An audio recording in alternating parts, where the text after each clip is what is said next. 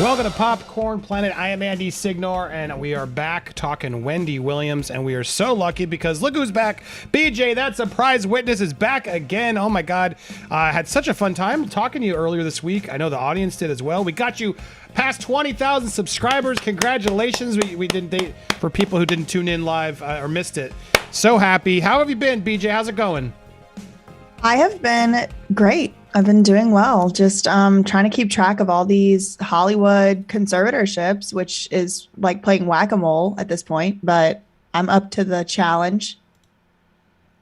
We exactly. It seems like every day now there's someone else who's now been pushed in a conservatorship, and we saw this sort of coming. We reported on Wendy Williams earlier this week. We were all sort of watching like what's going on. Is she safe? Is something going on? And well, today we have an update. And BJ went full.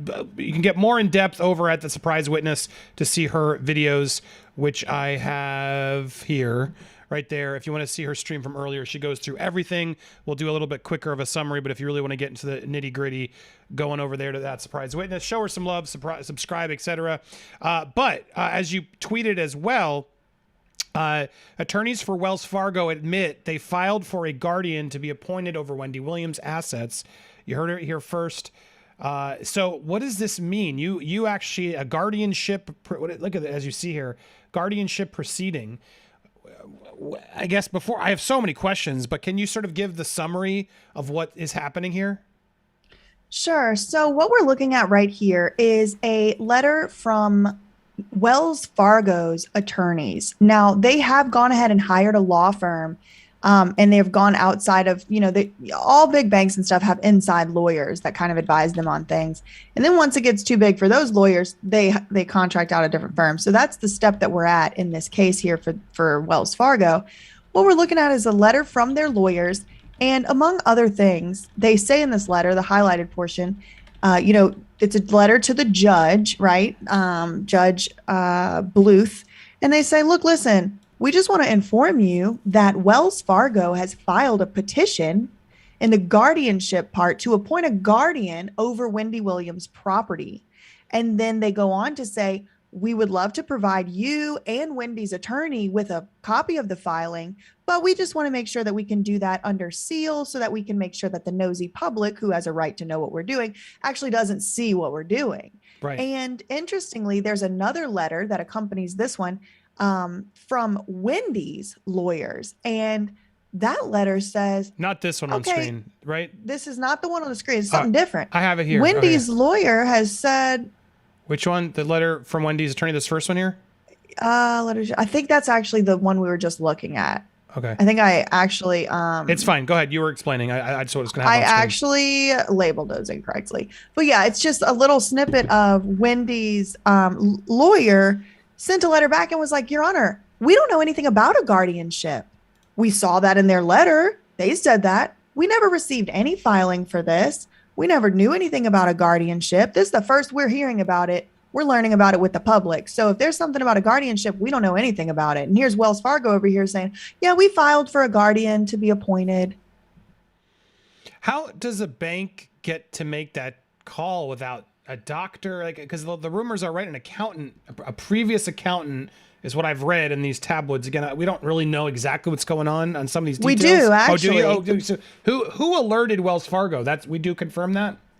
Lori Schiller, formerly a financial advisor of Wendy Williams. Now, the part we don't exactly know is the details surrounding the deterioration of the business relationship, but it deteriorated. And Wendy Williams' lawyer said, Wendy fired Lori, and Lori is disgruntled and mad about the change in direction. And now she's acting like Wendy is not of sound mind. She went over to her bosses at Wells Fargo. Yes, huge conflict of interest. This woman works for Wells Fargo. Now, in the letter that you just had hold on. Wait. Go ahead. That previous attorney works for Wells Fargo? I mean, He's not an attorney. The accountant. Lori Schiller is a financial advisor. I didn't know that part. That's insane. So the disgruntled accountant who's let go, who works for Wells Fargo, alerts Wells Fargo, and now Wells Fargo can attempt to take control over her funding. That's terrifying. Yes, that is what happened. Andy, so sorry. My door is locked and I have to let Prim in. Can I come back in Yes, 30 no, yeah, seconds? come in. I'll Okay. delay while you, no worries. But Be right let's back. digest that for a moment because I didn't even know that because I didn't get. I've been trying to get a lot of this research because it's hard to know what's actually true. We're hearing from the Sun, we're hearing from a lot of tabloids, etc. And when you go through some of this stuff, it's hard to know what's actually true. But it seemed like some sort of accountant had told Wells Fargo. Wells Fargo had seized the assets, and Wendy had to file against to get her assets unfrozen. That's much we knew. What's her health? How is she? All that stuff we're unsure of. But to hear this, that it is in fact a disgruntled accountant and an accountant who works at Wells Fargo, it just begins to offer this whole question of like, well, okay, because what's crazy, and I said it the first time too, but BJ, I'm sure most people don't even think, it's like when you sign an iPhone contract or a Wells Fargo contract, there's so much fine print that people don't realize they're signing into. And the fine print does say like, if there's certain things like they can attempt to stop the account to protect the holder. But in this instance, it's really weird to me. How can they do that without a doctor's note or somebody aside from Right. somebody who It seems even to be goes farther than that too, Andy, because they are going far outside of the scope of even that fine print. So yeah, there was some fine print that she agreed to certain things, like they could stop her from effectuating certain transactions if it was suspected that she was under undue influence or financial exploitation. But her lawyers are saying they won't even let her log in to look at her account statements. And that is not in the fine print. They're just locked her out of her account. She cannot even log in. She cannot see the statements. She can't even see how much money she has in those accounts, much less spend money out of them.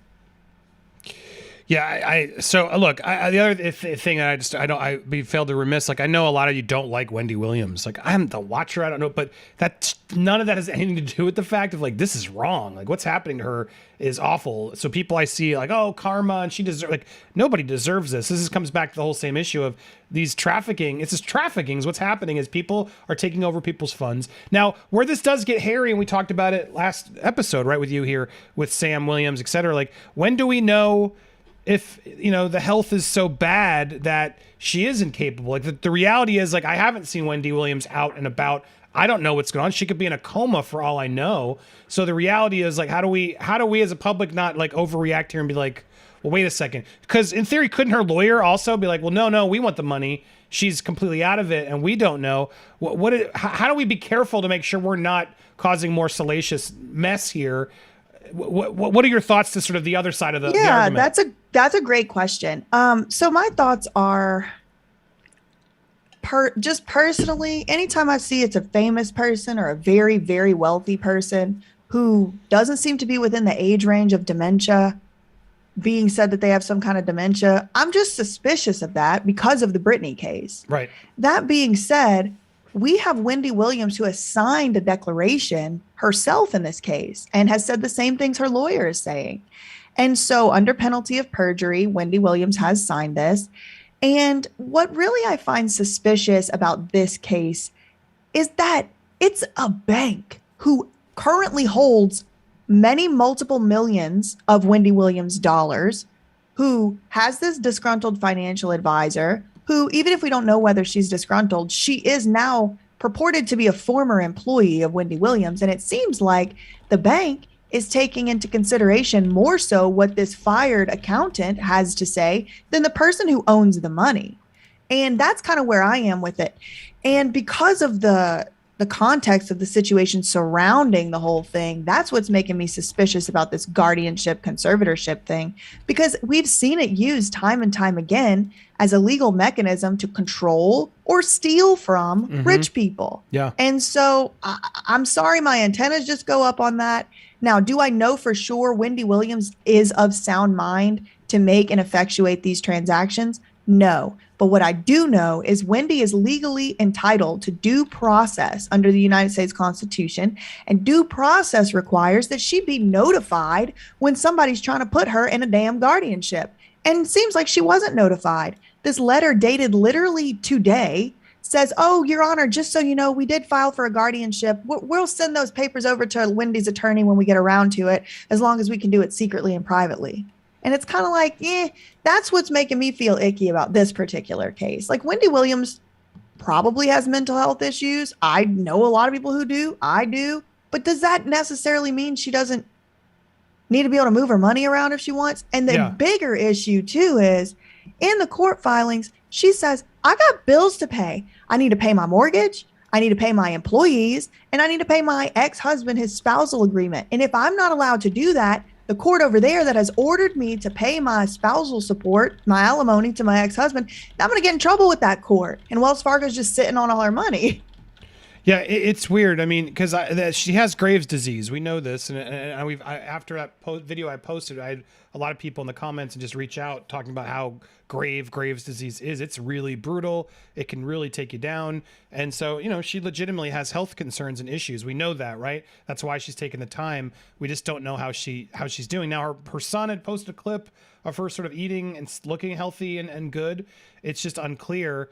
At this point, does she need to do an Instagram and be like, I'm of sane body and mind. This is ridiculous. Like, what can she do? Do you think? I mean, I guess they're doing it in the courts, but she needs to happen quicker. What is your advice here? What should we do to help her get this control back? Do you think?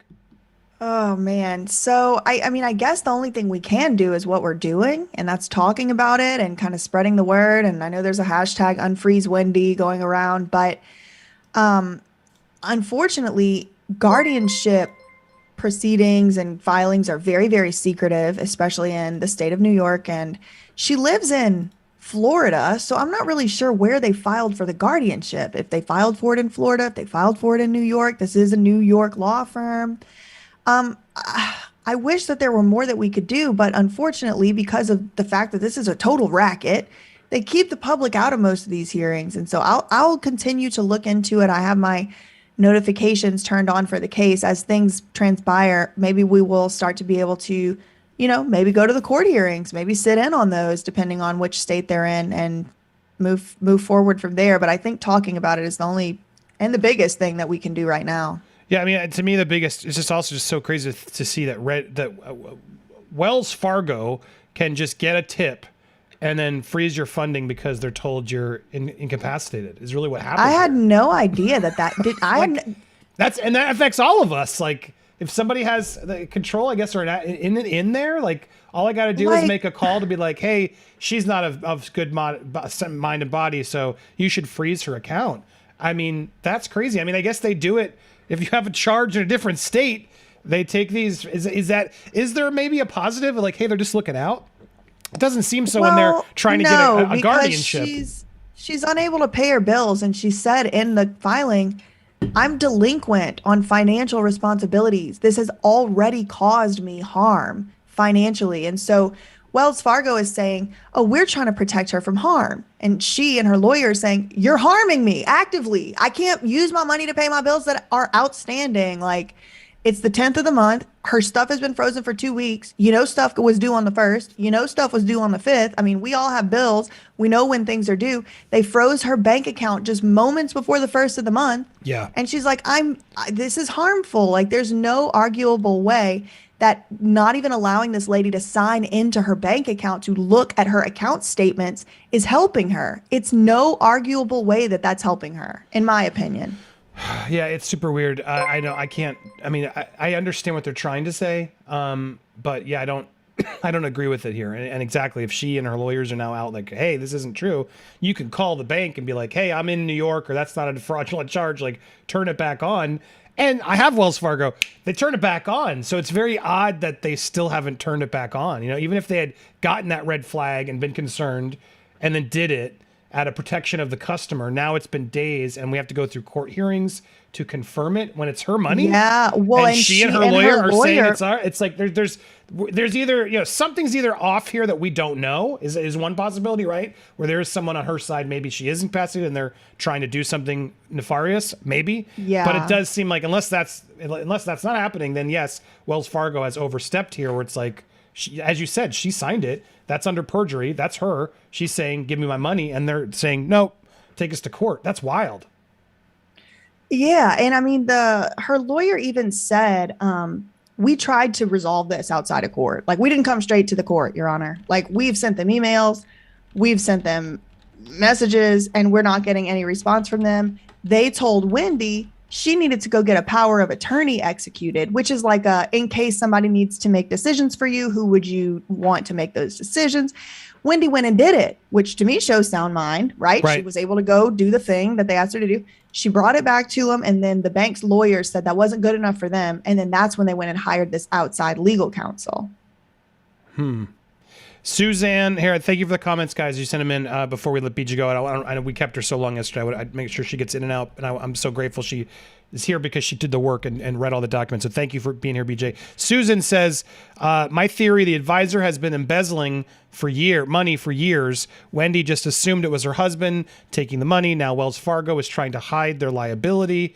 I mean, that's a pretty lofty theory there. I don't know if I go that far. I mean, how do we know how connected this disgruntled employer is to Wells Fargo? Could there be some sort of deeper theory? So I did look into this woman just the same way that I started when I looked into Lou Taylor. And Wells Fargo says, this is a long time. Wendy Williams is a long-time client of the firm, of Wells Fargo, and has actually been with this financial advisor for 15 years. So I went and looked up her work history, and this advisor has only been at Wells Fargo for 4 years, since 2018. And before that, she worked at a couple other places. I don't really think it's relevant. UBS, JP Morgan, Morgan Stanley, like places that are banks that people work at. Right. But what I find interesting is if she's been a client, if she's been working with this advisor, Wendy Williams and Lori Schiller have been working together for 15 years. That means Wendy Williams was with this advisor before she came to Wells Fargo.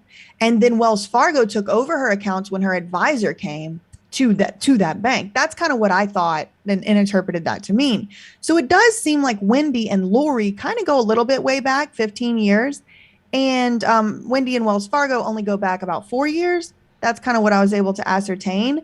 So, I mean, there's something there. But I guess the one thing that would make me skeptical of that theory that Wells Fargo is trying to protect this disgruntled accountant is that they don't really have to. Like, it would be very easy for them to just throw her under the bus. Like, there's no need for them to fall on the sword for some lady they hired 4 years ago, unless that same lady has a lot of high profile accounts and maybe she was doing something wrong with a lot of people's money, and maybe that. But to me, like, my instinct isn't saying that that's probably what's going on. But listen, y'all, anything is possible at this point. I just started looking into this case really yesterday. Yeah, well, so let's keep our eyes on it. Obviously still happening, but this is a pretty big development that I feel like let's pay attention, because it seemed like when we were seeing that they were freezing assets and stuff, something clearly bad was happening. But now to see that they had been filing to get a guardianship, I mean, what is that likely? Could they get it? Could they? Probably. That's so wild. So the bank could just So take here's over? The thing, though, Andy, just so everybody understands, viewers and everybody, Wells Fargo did not necessarily apply to be the guardian. They just filed for a guardian to be appointed. And, you know how these courts are. It's the same 6 guardians over and over. So I'm sure Wells Fargo has someone in mind, or a few people in mind who they would like to take over. But from what it looks like to me, it's not like Wells Fargo is like, we should be the guardian. It's, Your Honor, you should appoint somebody like a Sam Ingham or a Andrew Wallet. You should appoint someone to be a Jody Montgomery over Wendy Williams' money. And I don't like that, because Wendy Williams just delivered to them a power of attorney of who she would like to take over her estate if she is declared incompetent, right? And they said that wasn't good enough, and they still won't give her money. Yeah, wild stuff. Wild stuff. Well, I appreciate you being here. I'm trying to get. Did you complete side stop, because I'm getting more news as we're coming in. There's a very lengthy Britney note tab. Did you see this one yet? Yes. Is this real? Because they keep saying this to me, and then she deleted. Okay. I'm definitely going to be talking about that next, guys, whether BJ can I have the or screenshot. Not. Yeah, so I missed that one because it wasn't on there. So there's some Britney tea. I'm going to react with you live because I haven't read it. Is it juicy? Is this one Oh spicy? yeah, it's good. She wants to spit in her family's faces. Oh, okay. Well, stay tuned. That's coming next. In the meanwhile, let's keep our eyes on this Wendy Williams issue because it does seem like something's unsavory here. Something's wrong, and it could be either way. Wendy could be incapacitated for all we know, and then someone's trying. There's something going on here that's not smelling right. So Yes. I appreciate you and the work you're doing. Let's keep our eyes out there. Let's make sure there's transparency, like we said.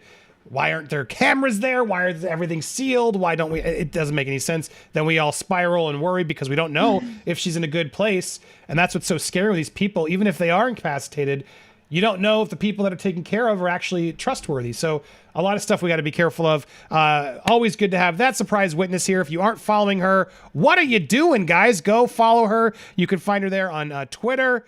There we go. And then she's got lots of places. Go Google that surprise witness. You'll find the YouTube. The mods are putting the link in there. Always appreciate having BJ here. If you're watching the live, don't go anywhere. We're going to talk Britney and so much more. Appreciate you guys. Make sure you hit subscribe to both BJ and my channel. Hit that bell for alerts. Smash that like button and leave a comment down below. If you are watching live, we are not done. We're just getting started. If you missed the full stream, where were you?